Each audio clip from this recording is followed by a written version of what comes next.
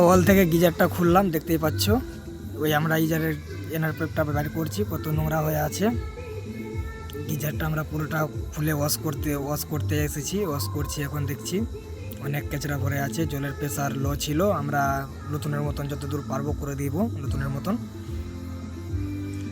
কেউ আবার কাজ দেখে ভালো লাগলে লাইক শেয়ার কমেন্ট করতে পারো, বা কেউ বাড়িতে সার্ভিস করার জন্য যোগাযোগ করতে পারো। আমার ফেসবুক কন্ট্যাক্ট নাম্বার আছে, ফেসবুকে দেওয়া, এটা কন্ট্যাক্ট করতে পারো।